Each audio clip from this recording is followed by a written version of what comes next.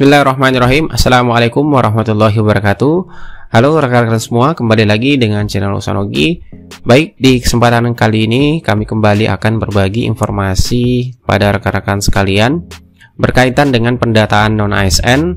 Terlebih khusus kami mengingatkan kembali kepada rekan-rekan tenaga honorer yang masuk ke dalam kriteria pendataan non-ASN yang berkaitan dengan timeline untuk pendataan agar rekan-rekan bisa masuk ke dalam database BKN untuk masuk ke dalam database honorer di tahun 2022 Bapak Ibu. Dan langsung saja terkait dengan timeline pendataan honorer ini Bapak Ibu, itu sudah disampaikan oleh BKN dalam siaran pers dan sudah juga kita informasikan di video sebelumnya.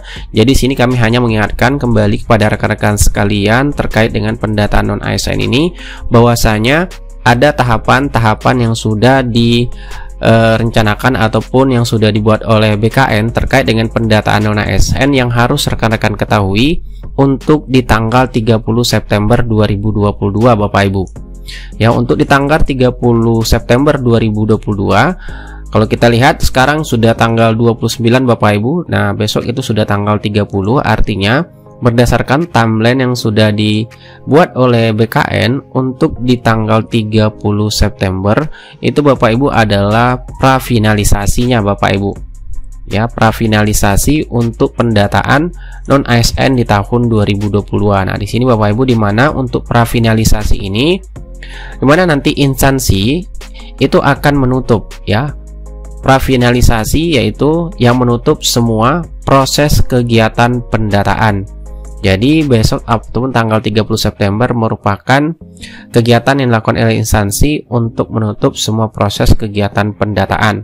Namun setelah prafinalisasi di tanggal 30 September 2022, di mana nanti instansi itu akan mengumumkan daftar tenaga non-ASN yang masuk dalam pendataan atau uji publik pada kanal instansi masing-masing. Nah, di bagian ini, di bagian uji publik ini, bagi rekan-rekan sekalian yang masuk ke dalam kriteria namun tidak sempat membuat akun pendataan ataupun mencetak kartu pendataan non-ASN atau masuk ke dalam pendataan, Bapak Ibu bisa melihat hasilnya nanti ataupun bisa mengajukan kembali. Nah, di mana nanti tenaga non-ASN itu memeriksa dari pengumuman instansi, dan jika Bapak Ibu tidak terdata maka dapat mengusulkan usulan pendataan kembali Bapak Ibu. Jadi fungsi dari uji publik itu adalah Bapak Ibu bisa mencek nanti nama-nama honorer yang masuk ke dalam pendataan untuk prafinalisasi. Jika nanti Bapak Ibu tidak masuk ke dalam pendataan, maka Bapak Ibu bisa mengusulkan, yaitu terkait dengan usulan pendataan. Namun dengan catatan Bapak Ibu itu memenuhi kriteria untuk masuk ke dalam pendataan non-ASN di tahun 2022 ya Bapak Ibu. Dan bagi juga mungkin rekan-rekan ada yang menginformasikan di instansinya belum ada menginformasikan terkait dengan pendataan. Jadi saran kami Bapak Ibu silakan tanyakan ataupun lakukan koordinasi ke Pemda ataupun instansinya masing-masing terkait dengan pendataan non-ASN ini, karena pendataan non-ASN ini diwajibkan ke seluruh Pemda yang memiliki honorer, yang tentunya honorer yang wajib masuk ke dalam pendataan ini adalah sesuai dengan surat edaran Menpan RB sebelumnya Bapak Ibu. Nah, kemudian nanti setelah Bapak Ibu sudah mengecek hasil uji publik tersebut yang sudah diumumkan oleh instansinya, nanti setelah prafinalisasi maka Bapak Ibu melakukan usulan untuk pendataan bagi yang tidak masuk, maka nanti instansi akan melakukan bagi instansi yang terdapat pegawai tenaga non-ASN dalam pengusulan pendataan pasca prafinalisasi, maka bersurat kepada BKN untuk dilakukan penambahan waktu pendataan. Nah, jadi itu Bapak Ibu terkait dengan penambahan waktu pendataan atau perpanjangan pendataan apabila nanti ada pegawai tenaga non-ASN di instansi tersebut melakukan usulan terkait karena belum masuk pendataan setelah prafinalisasi namun memenuhi kriteria tentunya. Nah, kemudian yang dilakukan tenaga non-ASN adalah setelah diusulkan kembali pastinya membuat akun dan registrasi, kemudian konfirmasi atau melengkapi data dan riwayat masa kerjanya. Nah, kemudian terakhir Bapak Ibu yaitu di tanggal 31 Oktober 2022 dan disitu merupakan finalisasinya Bapak Ibu. Dimana nanti di finalisasi 31 Oktober 2022 ini itu instansi melakukan pengecekan terakhir. Ya, ini tahap finalnya, pengecekan terakhir dan melakukan finalisasi akhir yang menutup semua proses kegiatan pendataan. Kemudian nanti instansi mengunggah SPTJM berdasarkan hasil pendataan terakhir.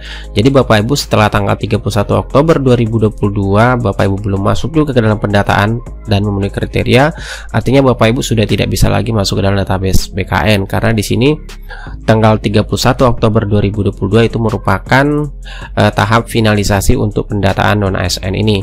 Nah, kemudian tahap akhirnya nanti setelah tanggal 31 Oktober setelah finalisasi tentunya instansi akan mengumumkan tenaga non ASN hasil akhir yang dilakukan pendataan pada tahun 2022 Bapak Ibu.